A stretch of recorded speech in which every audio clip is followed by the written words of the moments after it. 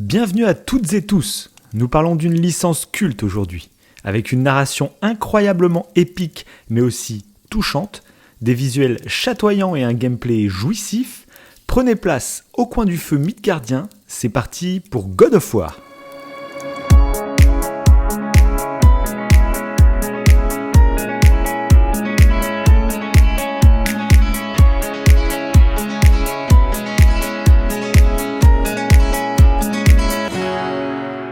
Bonjour, bonsoir, je suis Davin, il est Wivo, et aujourd'hui on se retrouve pour parler de God of War. Wivo, comment tu vas ? Ça va vraiment très bien. En plus, ça fait tellement longtemps qu'on n'a pas enregistré d'émission que je ne sais plus trop les bases, je ne sais plus par où on commence. Moi aussi, je suis paumé, je suis perdu. Est-ce qu'il faut dire notre âge ? Je ne sais plus comment ça marche. Oui, on s'excuse, il s'excuse, c'est rare, mais oui. Il y a 15 jours... On a eu des impératifs qui ont fait qu'on n'a pas pu enregistrer. Donc des impératifs de vacances pour ma part. Toi, c'était plutôt... On a failli enregistrer, mais tu as reçu une mauvaise nouvelle genre 1 heure avant. Donc on s'est dit, on n'enregistre pas ce soir. Donc voilà, on est désolé. Mais c'était l'émission de ce soir qu'on devait faire. Et finalement, c'était pas plus mal. Car God of War, tu l'avais enfin terminé. Parce que je rappelle à ceux qui ont écouté l'émission... notre 100e émission, que le jeu God of War faisait partie de ton top 10 des œuvres qui ont marqué ta vie, il faut le dire. Mais tu ne l'avais pas encore totalement terminé. Tout à fait. Et en fait, tu l'as terminé, et on allait faire l'émission, et tu as changé d'avis, tu l'as retiré. Non, mais notamment, on allait faire l'émission une fois que tu avais terminé le jeu. Mais il y a un DLC qui est sorti en décembre que moi j'avais commencé mais j'avais pas fini. Oui. Et comme on avait plus de temps, du coup, on a fini tous les deux le DLC. C'est pas mal. On pourra aussi en parler. Parce que finalement, il apporte quand même pas mal de choses, notamment pour des petites théories qu'on va faire. Je pense qu'en fin d'émission, ça va être un peu la dernière partie tranquille. On va théoriser un peu sur ce qu'on aimerait pour la suite de la licence. Parfait. Et du coup, je pense que le DLC est nécessaire là-dedans.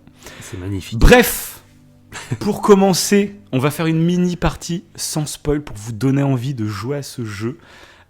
Et on va commencer par toi, Wivo, parce que ça fait pas longtemps que tu connais, finalement ça fait 1 an, quand Ragnarok est sorti, tu t'es enfilé le 1 avant de faire le 2, et du coup tu découvres la licence, donc dis-nous un peu ton amour pour cette licence maintenant. Oh oui, sans spoiler bien sûr. Pour les détails, il va falloir attendre la partie spoil, les amis. Ok, donc on se calme, d'accord. Mais en plus, sachant que j'avais, je sais pas si tu te rappelles, commencé God of War, mais il y a très longtemps de ça. Le premier qui était sorti, celui qui est sorti en 2018, t'avais déjà tâté un petit peu, ouais. Oui, mais du coup, malheureusement, pour des raisons personnelles, j'avais commencé à jouer, mais... T'étais pas du tout dans le mood qu'il fallait à ce moment-là. Exactement. 2018, c'est vrai, punaise. Exactement. Mais sauf c'est horrible pour les auditeurs parce qu'on va pas révéler toute ta vie. Non. Moi, je sais très bien de quoi tu parles et c'est vrai que bon. Il faut garder le suspense. Et oui, et pour ça, il faut écouter l'émission sur notre vie. Donc c'est l'émission... non, pas du tout.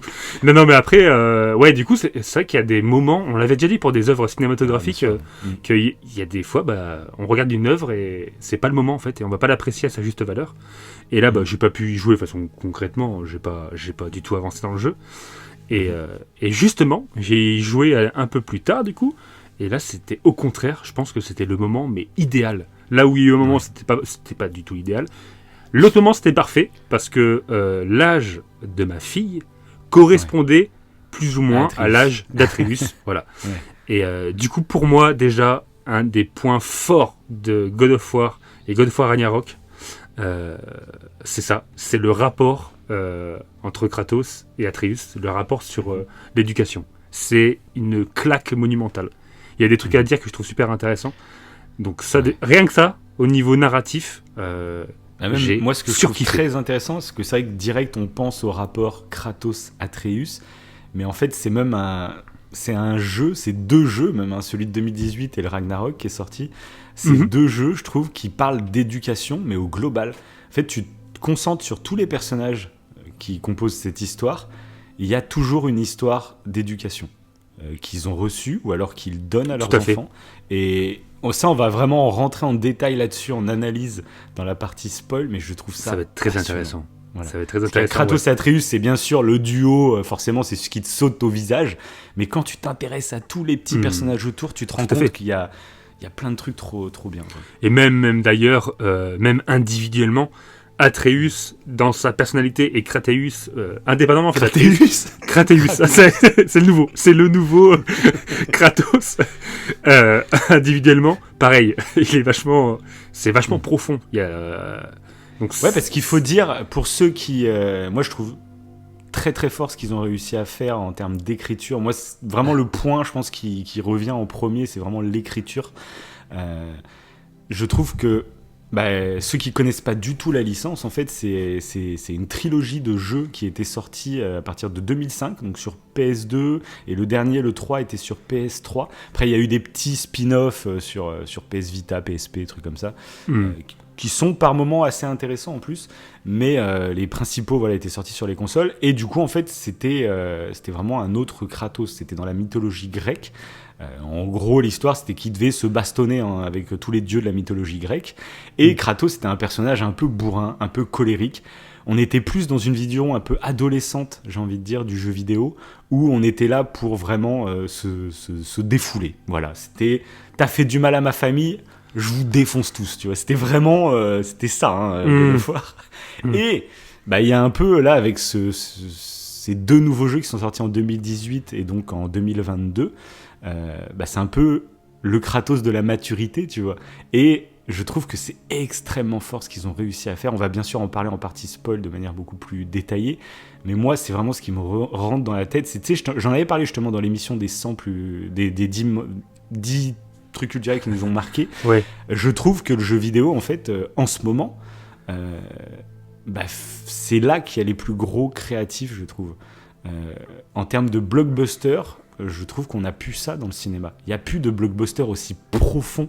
Parce que là, God of War, il faut le dire, c'est un plan séquence.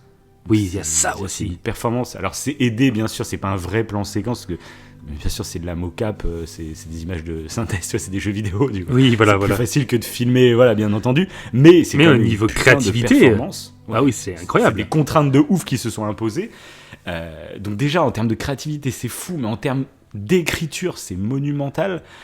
Et vraiment, c'est vraiment un truc à gros budget. Tu sais, on en avait parlé pour The Last of Us, on en avait parlé pour d'autres jeux vidéo comme ça, où je trouve qu'en ce moment, dans le jeu vidéo, il y a les vrais grands créatifs. À l'époque, tu sais, les Spielberg, les Tarantino, ils étaient dans le cinéma. Mais maintenant, j'ai l'impression... En ce moment, ça peut basculer très très vite, parce qu'il y a une petite crise dans le jeu vidéo où les jeux vidéo commencent à coûter beaucoup trop cher pour ce qu'ils rapportent, et du coup on peut être on va peut-être arriver dans un creux de la vague, tu vois. Ça va rebasculer de l'autre côté pendant quelques années, donc il faut savoir aussi profiter de ces jeux. Quand tu vois le Red Dead Redemption 2, les The Last of Us, les God of War, c'est des jeux qui sont incroyables en termes de moyens déployés, mais pour des bonnes raisons, avec des vrais jeux d'auteur, des vrais messages, une vraie écriture, une vraie mise en scène. Moi, je trouve ça fou. Donc, c'est pour ça, ceux qui connaissent pas God of War, qui connaissent pas du tout l'univers du jeu vidéo, intéressez-y-vous. Franchement, en ce moment, on est dans une très belle époque. Voilà. On a toujours tendance à dire que c'était mieux avant. Moi, je suis désolé. En ce moment, il faut savoir aussi reconnaître quand il se passe des trucs bien. Il y a de la merde un peu partout dans plein de sujets, mais je trouve qu'à ce niveau-là, on va croiser les doigts pour que ça continue, mais on se régale, quoi. Oui, voilà, c'était mon petit discours no spoil, voilà. Je pense que c'est nickel. Non mais oui, t'as bien fait de parler du plan séquence, parce que rien que ça, je trouve que ça crée vraiment une harmonie entre les cinématiques qui sont plus de type un peu cinéma en fait, et justement le gameplay. Je trouve qu'il y a vraiment une cohésion entre les deux, une harmonie qui se fait, qui rend ça renforce l'immersion magnifique. Ça renforce même l'intimité qu'on a avec les personnages, et quand il se passe des scènes d'action complètement monumentales, en fait ça te souffle encore plus, parce que t'étais dans une sorte de... Tu sais, t'avais la caméra juste derrière les personnages, tu les suivais en plan séquence, et d'un coup il va se passer un truc de fou. C'est ça. Et ça va encore plus jouer son rôle de t'impressionner, quoi. Et ils ont choisi une bande son musicale qui est totalement dinguissime. Moi, mais pareil, j'adore. C'est vrai que tu vois, j'en ai même pas parlé, mais toutes les meilleures bandes son, je trouve qu'elles sont dans le jeu vidéo ces dernières années. Là, en ce moment, je suis en train de faire les Final Fantasy VII. La bande-son de Final Fantasy VII, c'est un truc de fou. Pareil, je reviens sur Red Dead, The Last of Us, God of War, mais même là, niveau bande-son, on peut aller chercher genre du Horizon, on peut aller chercher même du Zelda Breath of the Wild, plein d'autres jeux. Je trouve que pareil, dans le cinéma, finalement, les bandes-son sont un peu en retrait dans pas mal de trucs, tu vois. Moi, j'aime beaucoup Star Wars en partie, tu vois, par exemple, pour sa bande-son. Et je trouve qu'il y a beaucoup de films qui sortent maintenant où la bande-son est un peu reléguée au second plan. Et il n'y a plus de thème principal ultra marquant, tu vois, pour une œuvre. Et je trouve dans le jeu vidéo, pareil, on y est en ce moment, il y a des thèmes très marquants, quoi. Surtout que c'est très varié. Oui. Tous les jeux que tu as cités, c'est des bandes son musicales qui sont toutes assez épiques, mais totalement différentes, je trouve. Elles ont leur identité propre. Hein. Moi, tu me fais écouter 3 notes de God of War, je reconnais mes instants. Ah ouais, totalement. Moi, j'adore m'écouter la bande son de God of War. Quand tu fais ton sport, là. Ah ouais, mais trop, ça te donne trop la niaque. Ah, t'as l'impression d'être Kratos. Alors que physiquement, je ressemble plus à Atreus, mais ouais, ça dénigre de fou. Non, je ressemble à Kratos. C'est pour ça que je l'ai inventé. C'est un mélange des deux. C'est ça. Et puis même graphiquement aussi. Graphiquement. Oui. Alors moi, j'ai joué sur PS4 du coup. Ouais.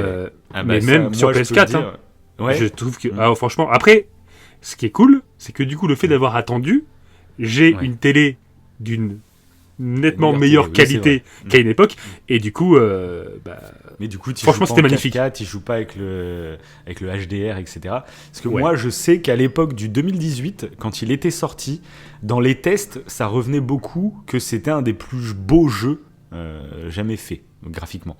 Et moi, quand j'y avais joué, du coup, j'étais sur la PS4 normale, j'étais même pas la PS4 Pro, tu vois. La PS4 Pro faisait quand même le HDR et un petit peu de 4K, hein, donc que la PS4 normale ne faisait pas. Et pareil, j'avais une vieille télé, enfin une plus petite télé qui faisait du 1080p. Et quand j'avais lancé le jeu, j'avais fait c'est sympa, mais c'est pas non plus. Enfin, de là à dire que c'est le plus beau jeu, je venais de faire du Red Dead, je venais de faire je sais plus quoi, tu vois. Ok. Je me suis dit faut peut-être pas déconner, quoi. Et en fait, il y a eu un patch. Je me suis acheté la PS5, je me suis acheté une nouvelle télé aussi depuis 2018. Et il y a eu un patch PS5. Et du coup, le 1, enfin celui de 2018, je me suis refait avant le 2 aussi, il y a un peu plus d'1 an. Et là, avec le patch 4K, HDR et tout le bordel, j'ai fait. T'as pris ta claque. D'accord. Voilà, d'accord. Et là, pareil, God of War Ragnarok, c'est peut-être, je pense. Enfin, c'est dur de dire que c'est un des plus beaux jeux, parce que là, dernièrement, je me suis refait la remasterisation de The Last of Us 2. C'est juste incroyable. La 4K, le HDR, enfin c'est monumental graphiquement ce qu'ils font. Et God of War en fait partie, je dirais, pour les textures. God of War là, c'est pour ça que toi t'as pas quand même la 4K. Ce jeu-là, particulièrement en 4K, je trouve que les poils de la barbe de Kratos, il y a beaucoup de roches en plus dans le jeu, et je trouve que les roches ressortent très bien en 4K. T'as vraiment une sensation presque de 3D, de relief, parce que tu vois bien les contrastes et tout. Non, il va falloir que je le teste. Magnifique. Il faudrait que je le reteste, de toute façon, voire peut-être le refaire carrément. C'est rare que je refasse un jeu entièrement, mais le refaire sur PS5.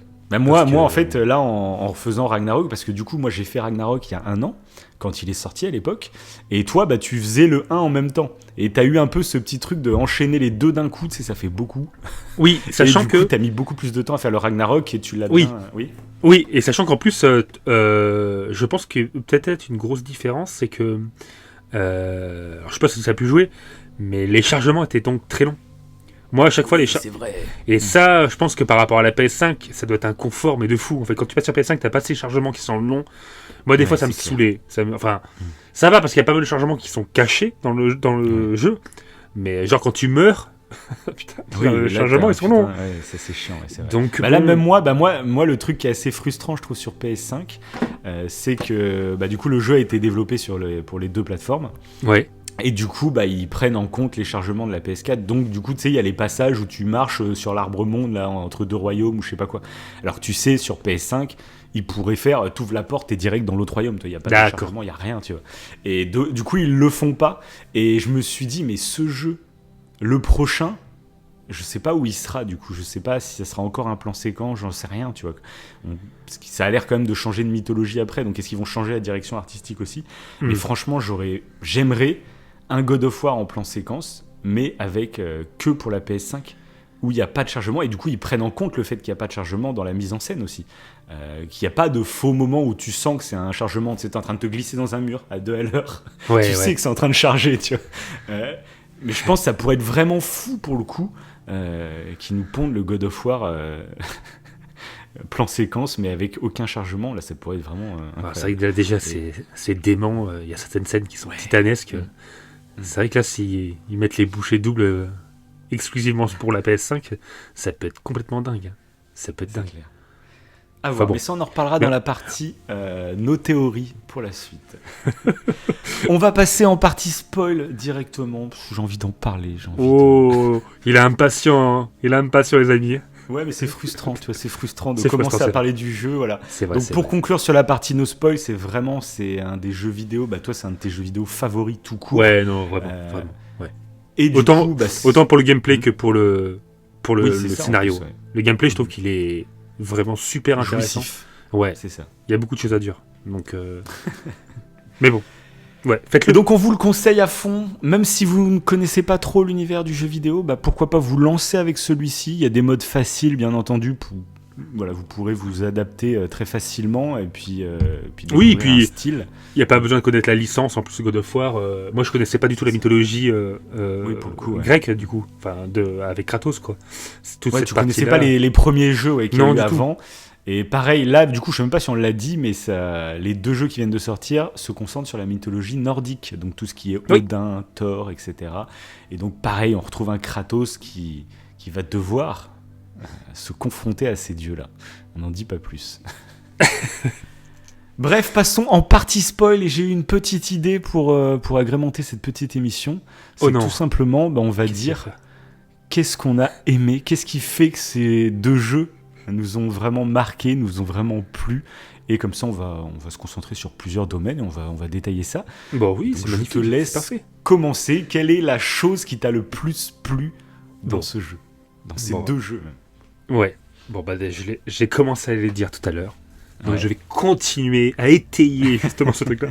Là, c'est la relation, de toute façon, un des premiers trucs que je dis quand je parle de God of War, ou même à des gens qui connaissent pas le jeu vidéo, c'est ça. Je trouve qu'il y a un jeu qui m'a marqué particulièrement, et c'est la relation qu'il y a entre Atreus et Kratos. Et c'est ça qui, je crois, il y en a beaucoup de trucs que j'ai adoré, mais ça c'est un des trucs qui revient le plus souvent quand j'ai envie d'en parler, parce que la relation que Kratos a au début avec Atreus, je trouve que Kratos, il est limite antipathique. J'aimais pas trop en fait le comportement qu'il avait avec son fils. Je trouvais qu'il était trop dur. Moi, on avait déjà parlé dans d'autres émissions, pour ma fille, je m'intéresse à l'éducation positive, à des trucs qui sont beaucoup plus doux, beaucoup plus, tu vois. Il y a un contraste, et du coup j'aimais pas trop sa façon de faire. Limite je comprenais pas trop pourquoi il était comme ça avec son fils, parce que déjà je connaissais pas le passif de Kratos. Et en fait au fur et à mesure en fait de l'aventure, tu te rends compte que Kratos, en fait, s'il est comme ça avec son fils, c'est pas pour rien, c'est parce qu'Atreus, il a des origines, il est fils d'une géante et fils d'un demi-dieu, donc de Kratos, qui est mi-mortel et dieu.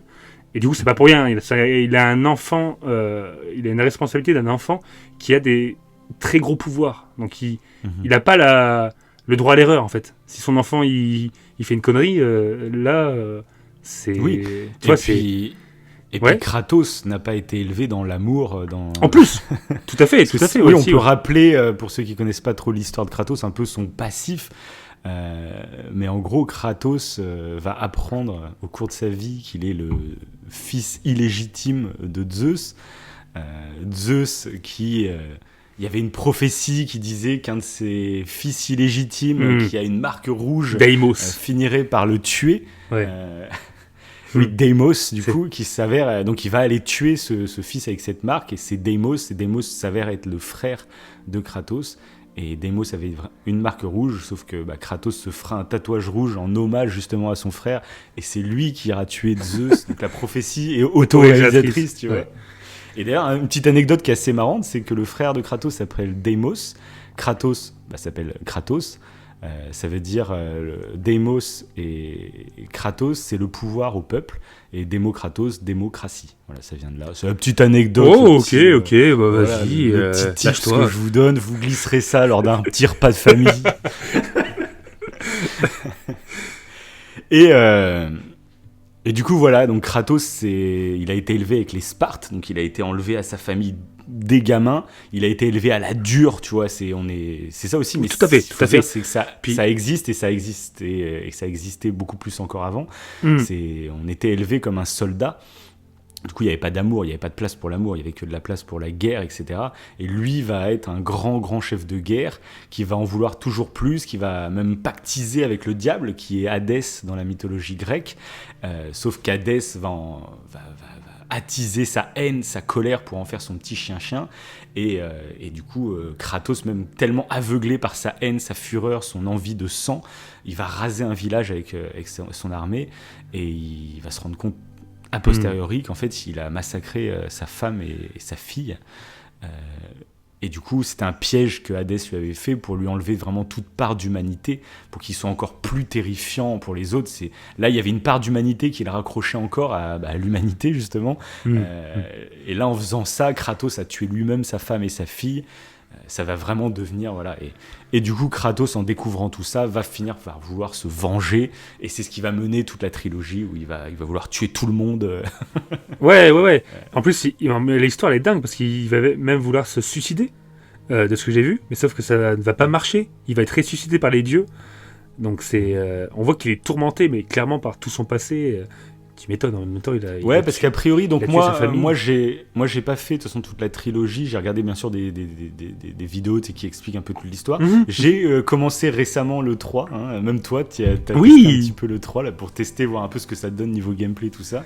Et apparemment ce qui est très intéressant, c'est que dans les 2 premiers God of War, c'est vraiment un Kratos, on dirait l'histoire elle est là pour prétexte, mais on est là pour bourriner des gars, quoi. Et apparemment c'est dans le 3 déjà qu'il y a une petite bascule où on sent que psychologiquement, parce qu'en fait dès qu'il tue un dieu, dans la Grèce en fait, il y a Poséidon, c'est le dieu de la mer. Si tu tues Poséidon, après les océans sont complètement déréglés, l'eau monte, il y a des tsunamis, et pareil, comme il va tuer un peu tout le monde, en gros il va créer l'apocalypse total dans l'univers de la mythologie grecque. Et à la fin, justement, la fin de cette trilogie se concluait où, après avoir tué Zeus, il va se suicider. Sauf qu'il y avait une petite scène post-générique où on voyait une trace de sang et on voyait qu'il avait survécu à son saut dans le vide. Et ça teasait, il est peut-être pas totalement mort. Et du coup, on l'avait retrouvé. Parce qu'à ton avis, tu as un petit détail. À ton avis, il se passe combien de temps entre la trilogie originale, on va dire, et l'épisode de 2018 ? Mais je crois que je l'avais vu. Okay. Dis, vas-y. Je dirais, je dirais qu'il y a plus de 500 ans déjà. Facile. Mais je sais plus, c'est pas 3000 ans. Je sais plus. Alors, a priori, donc il n'y a pas de date très précise, mais si on se réfère en fait aux événements qui se passent dans la mythologie grecque, et que du coup ça remonte à moins 500 ans avant Jésus-Christ à peu près, plus les événements du Ragnarok qui se situeraient dans les années 500 après Jésus-Christ. En gros, il y aurait 1000 ans, tu vois, il y a un truc comme ça. Et ce qu'on sait, c'est qu'au début du God of War de 2018, Kratos, ça fait 150 ans qu'il est arrivé dans l'univers nordique. Il est resté à peu près 100 ans avec sa femme, et du coup jusqu'à sa mort, du coup en gros à sa femme, et le début du premier God of War. Ok.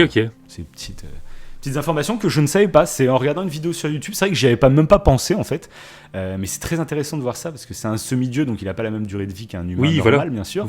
Mais c'est très intéressant en fait de comprendre qu'entre la fin de la première trilogie et la nouvelle, en gros, il y a quasiment 1000 ans à peu près qui se sont passés. Et du coup, c'est pour ça que c'est un Kratos totalement différent qu'on va découvrir. Oui, et qu'il a refait sa vie. Ça explique aussi qu'il a eu le courage, on va dire, enfin le courage, et puis qu'il a fui, en fait.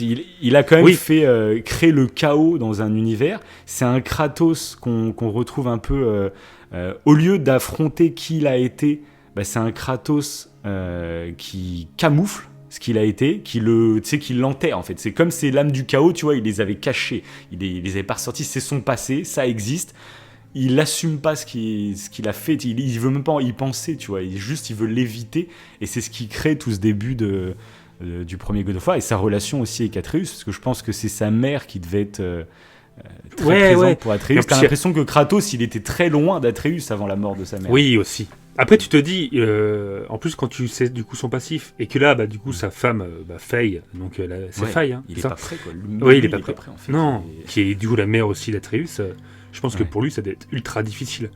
Mais et du coup, c'est compliqué de toute façon pour les deux. Mais justement, c'est ça qui est fort dans cet épisode, c'est ce fait-là, du coup, que malgré tout ça, malgré que j'étais au courant quand même que c'était difficile pour lui, mais aussi du coup pour Atreus, j'avais du mal avec Kratos au tout début, début. Mais et après, au fur et à mesure de l'histoire, Atreus va changer un peu de comportement à un moment donné, parce que du coup, il va, je crois que c'est au moment où il va comprendre qu'il a des origines de Dieu, qu'il a des pouvoirs potentiels. Oui, parce qu'au début du God of War, il sait même pas que son père est un dieu. Non, du tout, ouais. Il découvre avec l'arrivée de Baldur qui... C'est ça. Et c'est Kratos monumentale d'ailleurs. Oui, voilà, mais trop. Ouais, cette scène, elle est épique. Le premier combat là. Ah ouais, mais trop. Mais ouais, il le cache longtemps, ouais. Il le cache longtemps. Ah oui, il le cache longtemps parce qu'il veut pas. Que ça influence. C'est un peu, moi, ça m'a fait penser, tu vois, un peu les parents qui gagnent l'auto et qui préfèrent ne pas le dire à leurs enfants. Parce que ça matrix, ça peut bousiller le cerveau de tes gamins de savoir qu'ils ont même pas besoin de travailler, en fait, parce que les parents, ils sont blindés maintenant. Et des fois, il vaut mieux rien dire et tu leur donneras de l'argent une fois qu'ils auront leur vie, qu'ils se l'auront construit, qu'ils auront la valeur des choses. Et ça peut être cruel de se dire ça, mais ça peut s'entendre. Et là, Kratos, c'est un peu le choix qu'il fait. C'est, je vais pas te dire qui tu es, je vais pas dire qui je suis, parce que ça... T'es en pleine phase de création de ton esprit, ça peut te matrixer. Ah, et la preuve, en fait, quand Atreus l'apprend, il a un comportement de petit connard. Ah ouais, mais là, il est insupportable. Aïe. Et là, mais ça, c'est culotté, je trouve. Parce que tout le monde l'a dit, Atreus, il est insupportable. Mais en même temps, si t'as envie de raconter une histoire, en fait, des fois, tu sais, les gens, ils confondent, parce que ça revient souvent des fois que il y a des personnages, ils sont insupportables. Oui, mais en fait, on est en train de te raconter quelque chose. Quand on raconte quelque chose à quelqu'un, je trouve c'est ça. C'est nécessaire. Des fois, c'est bien de... Bah oui, tous les personnages peuvent pas être juste cool, parce que sinon, tu vas voir un film, tu vas voir un Marvel, tu vois, avec tout le monde à peu près cool, et tout le monde est marrant, tout le monde est beau gosse, tu vois. Et moi, j'aime bien, quand il y a des œuvres, bah oui, il y a un personnage, il va être détestable. Pourtant, c'est un gentil, tu vois. Des fois, les personnages détestables, mais c'est des méchants, donc t'es bien content de leur taper dessus. Mais là, c'est Atreus, c'est carrément le fils que tu vas te coltiner pendant toute l'aventure. Et c'est vrai que la plupart du temps, notamment dans le 1, je trouve dans le 2, du coup, il a un peu mûri. Ah non, dans le 2, c'est différent. Ouais. Et dans le 1, c'est vrai que dans le 1, c'est un petit chieur, quoi. Ah oui, mais et justement, c'est là que j'ai trouvé que c'était très fort et brillamment écrit. C'est que dans ce comportement exécrable en fait qu'avait Atreus envers son père, c'est un truc que moi je ne voulais pas du tout retrouver avec ma fille, tu vois. C'est un truc que j'avais déjà pensé même avant le jeu. C'est un truc qui m'insupporte. Et du coup de voir ça, en fait ça m'a fait switcher en fait d'avis sur Kratos. Je me suis dit mais en fait le fait que tu sois si dur malgré ton passé, malgré tout ce qui se passe, c'est pour ton fils, c'était pour le bien de ton fils. Ta dureté en fait elle était un petit peu nécessaire, elle était un petit peu mais je sais pas s'il il conscientisait à ce point-là. Moi, je pense vraiment que Kratos, il est comme ça en partie parce que lui-même, en fait, il sait pas comment faire. Je pense pas que c'est un choix délibéré. Peut-être, ouais. Donc il y a une partie où c'est pour le protéger, l'autre c'est aussi, je sais pas faire autrement en fait. Je suis comme ça. Parce qu'on le voit notamment dans le 2. Je trouve dans le 1, dans le 2, on s'en rend pas trop compte. Mais dans le 2, je trouve que... Oui, il continue après des fois à avoir ce petit comportement... moi, c'est ce que j'ai trouvé en fait quand je parlais où l'écriture m'a totalement bluffé. C'est que justement quand il y a cette idée qu'ils ont eue de faire une transition sur la psychologie de Kratos, parce qu'en fait Kratos dans la première trilogie en gros c'était vraiment comme je t'ai dit c'est un peu une vision adolescente du Kratos, parce que pour dire genre dans le premier God of War a priori pour regagner de la vie tu pouvais aller baiser des meufs, voilà. C'est vraiment le truc d'ado de base, quoi. Allez, tu rentres dans une tente, tu baises une meuf, t'as regagné toute ta vie, tu vois. Tu fais putain de merde, on n'est plus à cette époque-là, quoi. Et du coup, voilà, c'était vraiment un Kratos, mais tu vois, c'était le mec en colère, le mec musclé qui venait mettre des panasses. Tu sais, ça fait un peu l'archétype du mec un peu viril, tu sais. Oui, tout à fait. C'est le bonhomme, quoi. Et ce que j'ai trouvé extrêmement fort, c'est qu'ils ont pris, dans tous les héros de Sony, c'est vraiment Kratos qui représente, on va dire, la virilité de manière très caricaturale, tu vois, c'est vraiment, voilà. Et j'ai trouvé ça extrêmement fort, ce qu'ils en ont fait en fait de Kratos, qui en mûrissant, ça devient pas un Kratos un peu efféminé, tu sais. Là ça serait complètement, ça n'irait pas, tu vois. Mais c'est un Kratos qui garde ce tempérament, cette dureté, etc. Mais qui va finir par s'ouvrir, qui va finir par essayer de se remettre en cause déjà, et ouais, c'est ça. se mettre même à dire je t'aime à son fils. Sa remise en question, elle est touchante, ouais. Ouais, mais c'est un peu comme ce que je disais, tu sais, à l'époque dans le podcast pour The Last of Us avec Joël, où je te disais, moi, un truc qui me touche, c'est pas un mec, par exemple, qui est ultra sensible et que dès le début, tu sens qu'il est torturé, Moi, j'avoue que j'aime bien les personnages, c'est des rocs, c'est des putains de rocs. Mais le moment où ils vont vaciller, oh putain, là ça fout les frissons, quoi. Là tu sais que si là ils vacillent, c'est qu'il y a un délire, quoi. Et là moi c'est ce que j'ai trouvé fantastique. C'est ça. Et du coup, parce que du coup il y a eu pas mal de critiques avec ce God of War, où il y a soit j'imagine c'est des gamins, soit c'est des gros beaufs, ou je sais pas quoi, qui disaient ouais en gros Kratos il est en train de perdre ses burnes. C'est plus un homme, Kratos. Ouais. Et je trouve non au contraire. Non, c'est au contraire de penser ça. C'est ça. Au contraire, il devient plus mature, il devient plus sage. Il s'ouvre sur ses sentiments. Il n'a pas peur en fait de livrer ses sentiments et d'en prendre conscience. Et du coup, je trouve que le message est fou. Souvent, tu sais, on parle des films, des séries qui essayent de faire passer des messages un peu de compréhension, d'ouverture des sentiments, tout ça, mais ils le font de manière assez caricaturale, assez peu. Comment dire, avec peu de légèreté, tu vois, c'est très forcé, t'as l'impression. Là, je trouve, putain, c'est tellement bien écrit, c'est en 2 jeux en plus, donc ça prend le temps de se raconter. Et oui, c'est ça. C'est bien, quoi. C'est pour ça que l'un ne va pas sans l'autre. Clairement, pas du tout. Mais en plus, des fois, je trouve que tu vas même...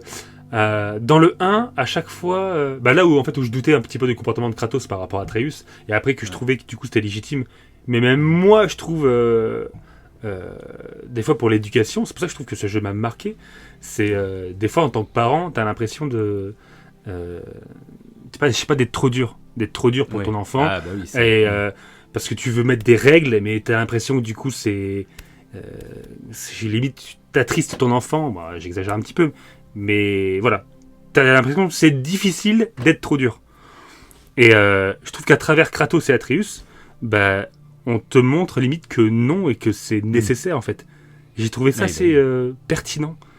Et même Atreus, du coup, à un moment, du coup, il est totalement, comment dire, totalement agaçant. Il est agaçant, Atreus. Et du coup, je trouve que au fur et à mesure, en fait, ce que fait Kratos, ça va marcher, c'est compréhensible. Même moi, je me suis dit, si ma fille avait des super pouvoirs, je serais encore plus dur, en fait. Parce que tu te dis, ce que je disais au début de l'émission, si tu fais une erreur et que ton enfant s'énerve et qu'il est demi-dieu ou je ne sais quoi, mais en fait, il peut tuer des gens, tu vois. Et c'est ce qui se passe dans God of War 1. C'est qu'il va tuer quelqu'un.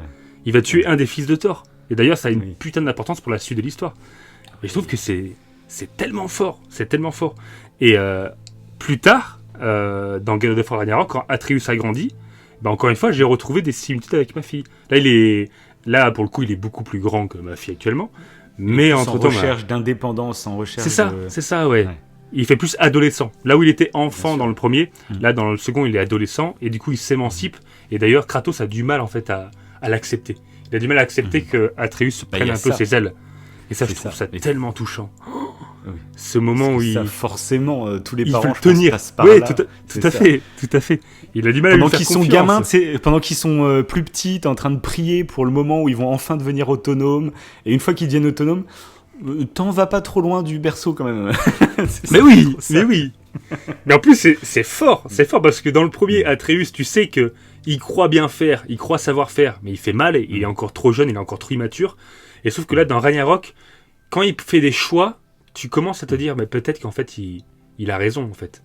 Peut-être que ce qu'il fait, c'est cohérent. Et là, tu vois que Kratos, lui, il est dépassé, et que là, c'est peut-être Kratos, pour le coup, qui a tort. Et limite, encore une fois, le gameplay vient s'harmoniser avec cette narration, parce que du coup, tu vas jouer Atreus. Et tu vas comprendre ce que fait Atreus de son côté. Alors que Kratos, lui, il sait pas. Et je trouve que c'est... Fou, là là. C'est tellement fort.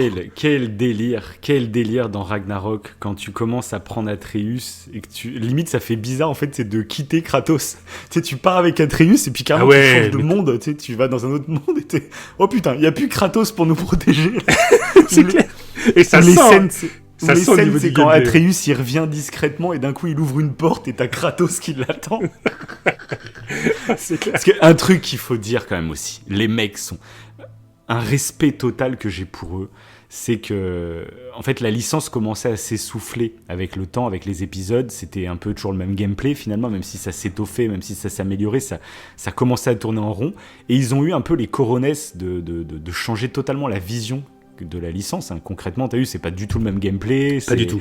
Ah oui. Le ton n'est plus du tout le même, enfin, et en fait ils ont fait ça, je pense que c'est peut-être avec du Zelda. Zelda a réussi à se renouveler autant, je pense. Mais Kratos et God of War, là, c'est incroyable ce qu'ils ont réussi à faire. C'est-à-dire que, par exemple, c'est un truc tout bête, mais tu sais, les lames du chaos, c'était un peu les armes emblématiques de la première trilogie. Ils sont arrivés avec la hache, mais personne n'a rien dit, en fait. Ok, c'est très bien. La hache, c'est génial. Apparemment, ça leur a demandé, les mecs qui sont occupés de la hache, c'est des mois et des mois de développement, hein, pour analyser les petits tremblements, quand elle te revient dans la main, enfin tout ça, Ouais, et étudié de fou furieux, enfin c'est incroyable. Et d'ailleurs, toi, sur PS4, du coup, t'as pas la DualSense, avec les vibrations, les gâchettes adaptatives et tout le bordel. Donc ça rajoute encore un peu plus de plaisir en main. Et du coup, je trouve ça extrêmement fort, ce qu'ils ont réussi à faire, de réussir à faire une suite qui ne déçoit pas. Et par exemple, Kratos, là, tu vois, quand j'ai refait God of War 3, je préfère le Kratos de maintenant, même niveau design, niveau gueule, je le trouve beaucoup plus badass maintenant, je trouve que c'est extrêmement fort tout ce qu'ils ont réussi à faire, et c'est pas évident en fait de prendre une licence qui était culte, et là avec ce troisième jeu, ce qui est assez dingue, c'est qu'ils font arriver la lance, donc une troisième arme finalement. Ouais. Et limite, là on s'est fait la réflexion avec le DLC, mais moi je crois que la lance c'est mon arme préférée. Ah ouais. Alors, la hache, je kiffe, mais limite même les lames, maintenant, finalement, celle que j'utilise le moins, tu vois. Même s'il y a des trucs jouissif avec, des fois, mais... Ah non, moi, c'est clairement celle que j'aimais le moins, ouais.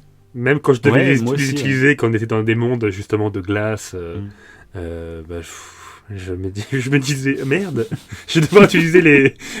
Et du coup, ça m'embêtait un peu, jusqu'à l'arrivée de la lance. Par contre, la lance, Vlad kiffe. Mais c'est incroyable, parce que c'est pas... Faut pas banaliser en fait ce genre de truc. Il y a combien de développeurs qui rêvent d'avoir un gameplay addictif qui fonctionne? Il y en a je sais pas combien, tu vois. Et eux, ils avaient les lames du chaos qui ont fait la renommée de la licence, hein, vraiment. Ils arrivent avec la hache. Ok, on laisse les lames, on est tranquille, on est bien. Et dans l'autre, ils arrivent avec une lance et encore une fois, ça fonctionne. C'est vrai. Franchement, c'est balèze. Faut pas banaliser ce genre de truc parce que c'est génial, quoi. C'est vraiment génial. Il y a certains... j'ai vu que certains joueurs qui, du coup, avaient joué au début, en fait, à la licence de God of War, au tout début, qui adoraient, du coup, les lames du chaos, aimaient beaucoup parce que tu pouvais faire pas mal de combinaisons avec. Qui est peut-être un petit peu moins le cas, parce que... tu encore peux faire pas mal. Le gameplay est méga profond, je trouve. Hein. Il y a une profondeur, notamment dans Ragnarok. Hein. Notamment dans Ragnarok, où ils ont vraiment étoffé le nombre de possibilités, le nombre de coups, etc. Oui, de choix que tu peux avoir, d'ailleurs en explorant aussi, parce que des fois, c'est en explorant que tu vas découvrir d'autres attaques uniques, il me semble bien. Oui, bien sûr. Donc, moi, après, le gameplay, j'ai adoré. Franchement, j'ai surkiffé la profondeur, même le fait que toutes ces armes, parfois, dans certains environnements, faut que tu utilises les 3, tu sais, pour pouvoir accéder à un autre niveau.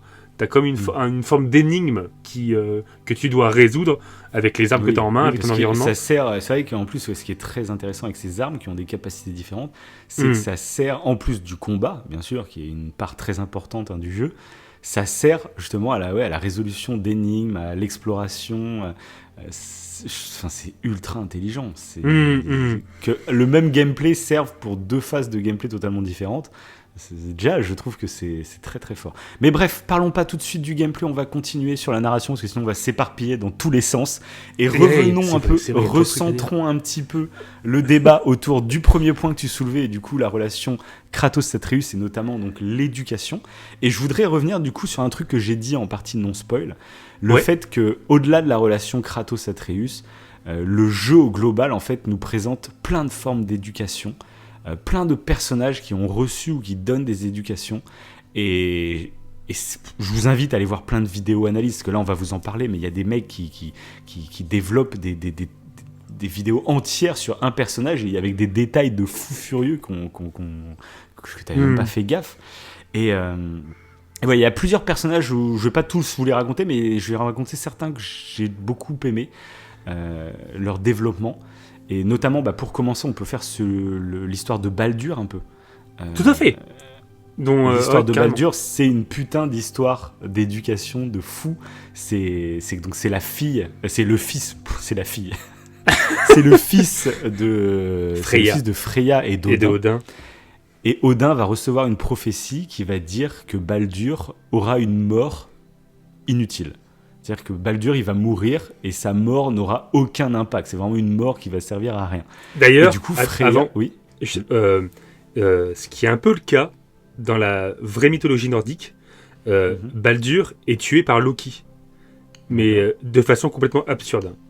Baldur est aussi invulnérable dans la mythologie nordique, et il est tué d'une flèche par Loki, donc alias Atreus dans God of War, et je crois au niveau du cœur, je sais plus quel endroit, mais c'est dans un exercice de tir où il dit aux autres de lui tirer dessus.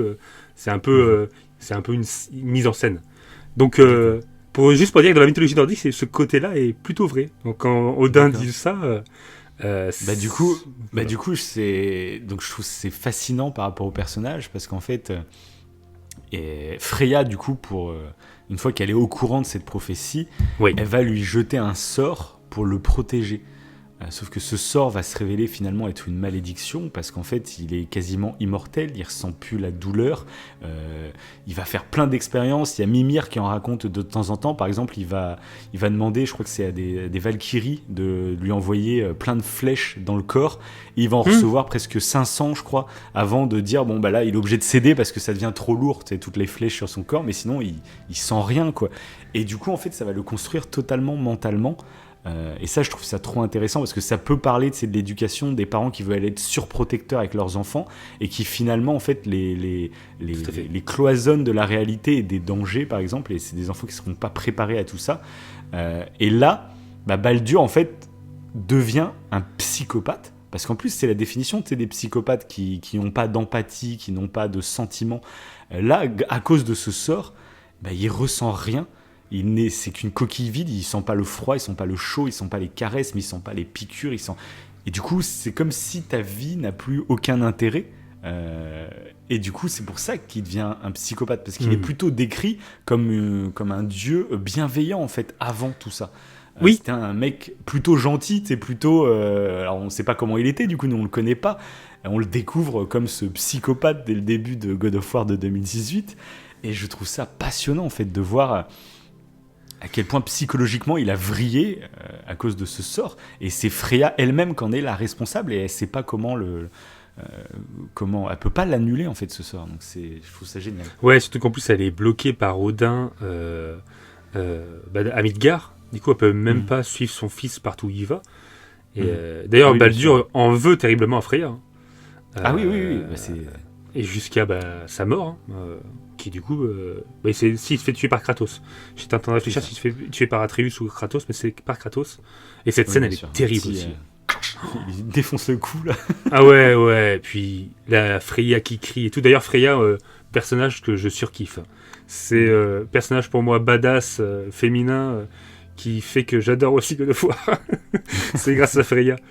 Et même cette scène elle est épique, juste avant la God of War Ragnarok, quand tu vois Baldur mourir étranglé par Kratos, tu te dis mais en fait il était obligé de faire ça. Freya ne le comprend pas, c'est son propre fils. Je trouve que c'est super intéressant aussi cette réflexion. tu comprends les deux en fait. Il était obligé.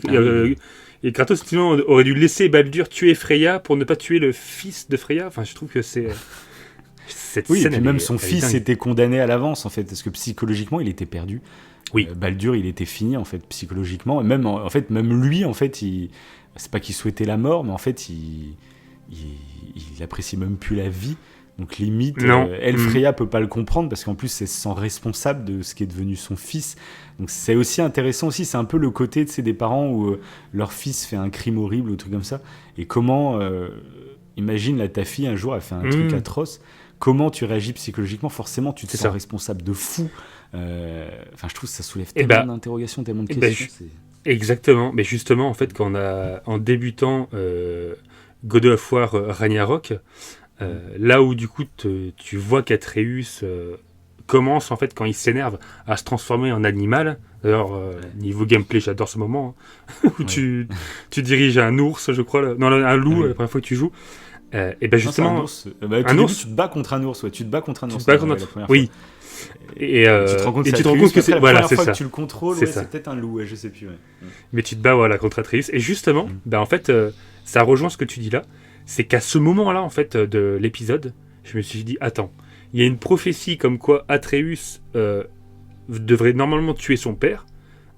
Et là, son père se bat contre Atreus parce que, du coup, quand il se transforme en bête, en fait, il est incontrôlable. Et ça me fait penser, en fait, à une œuvre que je t'avais évoquée, un manga, qui parlait un petit peu de ça, justement, de si t'as un de tes proches et là, du coup, ton enfant qui a comme une double personnalité en fait, il est normal tout le long, pas comme Baldur parce que Baldur lui il a vraiment vrillé, mais déjà c'est une autre question intéressante, mais là carrément un enfant tel qu'Atreus qui est normal la plupart du temps et quand il s'énerve en fait il vrille, il devient dangereux, il peut tuer quelqu'un. Alors qu'il est c'est ça, alors qu'il peut être adorable. Et tu te dis mais comment tu fais? Gentil, bienveillant, et c'est ça. C'est ça et du coup c'est horrible tu te dis s'il finit en prison, oui, il a tué quelqu'un. Si tu fais l'analogie, c'est dans le monde réel. Mais en même temps, t'as pas envie, je trouve, en tant que parent. Déjà que ça doit être difficile, oui, c'est sûr, d'avoir un enfant qui vrille totalement pour X raisons. Bien sûr. Mais dans cette configuration, je me suis demandé si ça allait partir comme ça. Ouais, c'est vrai. Moi, je dois te dire, tu vois, si on doit revenir sur un des trucs, une des mini-déceptions que j'ai sur God of War Ragnarok, c'est peut-être le dernier acte, qui est épique, tout ce que tu veux, etc. Mais je trouve que c'est un peu flou, parce que pendant tout le jeu, on te tease le fait que Kratos va mourir. Alors, au final, il y a tout un message qui dit que les prophéties, en fait, soit elles sont autoréalisatrices, soit, au contraire, tu peux les faire changer. Ça reste des prophéties, mais le futur est en constant mouvement, tu vois. Donc tu comprends ça, mais limite j'aurais préféré qu'il y ait un vrai moment, un vrai acte où on sent que Kratos là il va mourir. En fait, j'aurais voulu qu'on me fasse peur, où vraiment on joue avec mes sentiments, où j'ai l'impression que Kratos va mourir, tu vois, et qu'il se passe quelque chose. Tu vois, c'est un peu ce que j'attendais. Honnêtement, je voulais pas que Kratos meure, et je pense qu'il pouvait pas le faire. Il pouvait pas le tuer.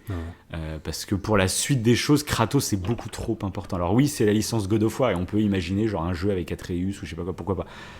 Mais non, Kratos, il est trop iconique, c'est l'emblème de la licence. Tu peux faire des spin-offs si tu veux, mais la licence principale, faut que ce soit Kratos. C'est... Voilà. Donc du coup, j'avais quand même des gros doutes sur le fait qu'il meure, mais je m'étais dit, allez, jouez avec nous. Allez-y, vous avez carte blanche, quoi. Faites... Et du coup, c'est ma mini-déception. C'est qu'il n'y a pas ce moment-là. À aucun moment, tu as peur pour la vie de Kratos. Et finalement, ça bascule d'une manière trop douce. Voilà. Je sais pas si toi, tu as ressenti ça un peu. Oui. Ah oui. Ouais, en fait, aussi, oui, totalement. Et en fait, je pense la petite surprise... du coup, je vrille là-dessus, mais la petite surprise qui a fait peut-être qu'en fait, on va vivre un drame, mais pas du tout un drame qu'on attendait, c'est du coup les nains. Avec Sindri. Oui. Et ça, je m'y attendais pas du tout. pas du tout. Mais ça, et mec, en plus, tu m'as envoyé un message, mais juste avant, mais tu savais pas, toi, ce qui allait arriver. Je sais plus ce que tu m'as envoyé. Soit une photo sur le PSN, soit. Je sais plus. Tu m'as envoyé un message, et dans ma tête, je me suis dit, oh punaise. Et j'ai guetté tes messages, et d'un coup, t'as fait, oh putain. Ah, voilà, j'étais mort de rire parce que vraiment. Ouais. Et ouais, mais quelle scène, ouais. C'est inattendu, c'est. Puis tu te dis, mais non, mais c'est pas possible, il y a un problème. Et puis tu réfléchis. Et du coup, moi, je l'ai refait une deuxième fois, God of War Ragnarok. Parce que donc, pour ceux qui sont là et qui n'ont pas fait le jeu, on sauve Tyr de sa prison au tout début du jeu de Ragnarok. Tyr nous suit dans notre campement tout au long de l'aventure. Et on se rend compte à la fin qu'en fait, c'était Odin depuis le début. Et Odin, du coup, en révélant son identité, il va tuer Brok, un des deux nains qui nous aide depuis le premier God of War. Et du coup, oui, le cliffhanger fonctionne à fond.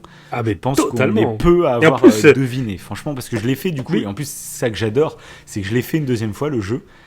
Et quand tu sais que c'est Odin, tu vois le jeu différemment. Quand Atreus, par exemple, il quitte le monde d'Odin, tu sais, il quitte Odin et il arrive directement dans le monde des gentils, on va dire. Et du coup, mais à chaque fois, tu repères que Atreus, il arrive dans la baraque. Et il y a Kratos, tout le monde en train de parler à table, et puis tu vois Tyr qui sort de sa chambre. Mais non, c'est trop bien le détail. Je te jure. Ah oui, c'est trop bien. Ça. Et à chaque fois, du coup, il y a plein de trucs, et des fois, il y a Atreus. Tu lui dis, mais non, dis pas ça. Parce qu'il y a Tyr qui rentre, puis il y a Atreus, il fait alors vous inquiétez pas, Odin est persuadé que je suis en train de faire ça, mais vous inquiétez pas. Tu sais, je caricature, mais du coup, toi, t'es là, il y a Tyr qui est derrière. Putain, quel manipulateur, c'est Odin, quoi. Et du coup, ce jeu, c'est bon. Ça, c'est en mortel. fait, j'ai eu trop envie de le refaire grâce à ça. Mais maintenant que j'ai fait Ragnarok, c'est carrément, en fait, j'ai envie de refaire même le 1. Parce que dans le 1, en fait, pendant tout le 1, on te tease les Odin, les Thor, mais tu les vois jamais. Et du coup, maintenant que j'ai pas refait le 1 depuis que j'ai fait Ragnarok. Maintenant que je connais Thor, que je connais tout le contexte autour, et du coup, j'ai même envie de refaire le 1. C'est ça qui est fou, c'est que j'adore ces œuvres où quand tu les termines, et tu te dis putain, j'ai envie de recommencer pour voir tout le truc d'un autre côté, en fait, d'un autre ça sens, aussi, mais ça, c'est tellement puissant pour la seconde lecture. Et là, tu viens de le dire avec les détails et tout, je trouve ça génialissime. Ah là, ça vaut le coup rien que pour ça. Pour noter tous les détails et pour comprendre pourquoi, tu sais, Odin, il semble omniscient. Oui. Et en fait, tu te dis en plus, s'il fait ça avec Tyr, est-ce qu'il fait pas ça avec un autre personnage ? Tu sais pas du coup. Il semble si omniscient, t'as l'impression, est-ce que c'est quoi ? C'est ces corbeaux qui l'avertissent de trucs ? Tu te rends compte, non, en fait, ça se trouve, c'est qu'il est là avec d'autres personnages que tu soupçonnes même pas, en fait. En plus, moi, je l'avais appris. Du coup, tu te rappelles, je m'étais retenu, donc dédicace à Nota Bene pour sa bande dessinée, la mythologie nordique. Je m'étais retenu de l'acheter, sa bande dessinée. Pas te spoiler trop. Pour pas me spoiler. Et pour le premier, pour God of War, du coup, et là, pour Ragnarok, au bout d'un moment, je me suis dit, vas-y, je vais le lire. Comme ça, j'ai envie de savoir les petites nuances. Et c'est comme ça que j'ai appris que Odin, il avait le pouvoir de métamorphose. Je ne savais pas, moi, du tout, que Odin, dans la mythologie nordique, et que Tyr, c'était son gros rival. Et que du coup, ça correspondait à l'histoire, qu'il l'avait enfermé et tout. C'était Tyr, en termes d'étendue de pouvoir et de prestige par rapport au peuple. Ils sont au même niveau, clairement. Oui. Donc c'est pour ça qu'il l'avait enfermé en prison. D'accord. Mais et du coup, après, c'est pas pour ça que j'ai su qu'il a été transformé en Tyr, hein, pas du tout. Mais déjà, j'ai su qu'il avait le pouvoir de métamorphose. J'ai fait ok. Mais alors là, c'est la scène, mais épique. Ouais. Franchement. Et puis même, du coup, ce qui suit, le fait que Sindri sombre. Putain, mais c'est tellement bien fait. C'est fort aussi. C'est fort parce que c'est là, rare, le changement. Rien que dans le jeu vidéo, je me souviens pas avoir vu un gentil basculer comme ça. Et pas de manière... il devient pas haineux. Enfin si, il a de la rage, tu le sens, mais de manière très froide. Il est très... c'est triste. Il va pas, c'est triste que tu sens sa douleur horrible. Parce que déjà, on apprend que du coup, Brok est déjà mort une fois. Oui. Et que Sindri a été dans le monde des morts pour récupérer son âme. Mais il en a récupéré que 3 sur 4. Parce que dans la mythologie grecque, je sais pas quoi, il y a nordique. L'âme se partage en 4. Et du coup, il a réussi qu'en récupérer que 3 sur 4. C'est pour ça qu'il a cette couleur de peau bleutée, là, Brok. Oui. Et du coup, là, il sait très bien qu'il pourra plus, une fois qu'il meurt, là, c'est fini, il pourra jamais le sauver. Et ça, c'est fou. C'est deux frères, enfin, c'est déchirant, mais en même temps, je suis trop curieux de voir, par contre, qu'est-ce qu'ils vont en faire de ce personnage. Est-ce qu'on va, si on change de mythologie, est-ce qu'il va y rester là ? Enfin, je ne sais pas du tout. c'est putain de passionnant. Est-ce que ça va pas devenir un antagoniste, tu sais, au final, j'en sais rien. Mais je trouve ça fou ce qu'ils font avec ce personnage. Est-ce que t'as eu l'enterrement aussi à la fin, Oui, la scène, c'est exactement ce que je pensais.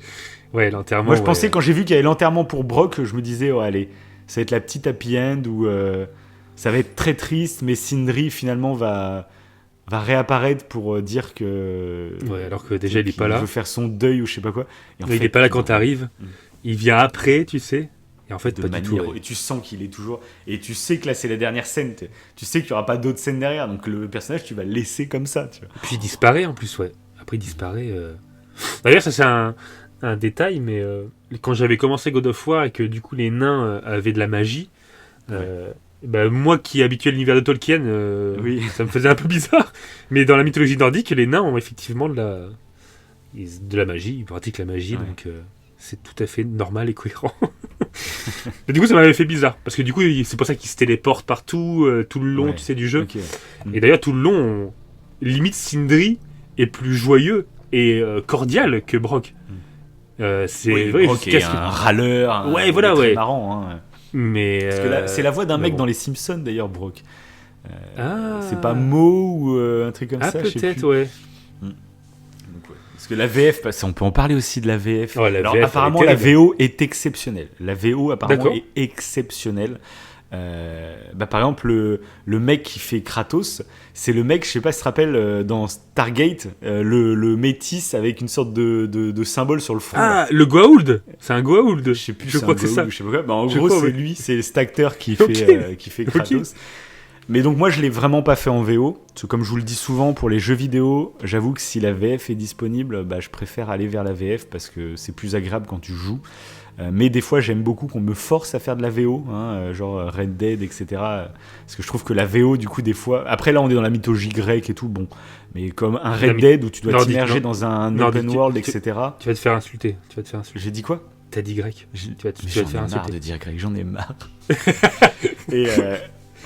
Mais du coup, là apparemment la VO est exceptionnelle, mais là moi je le dis aussi, la VF est incroyable.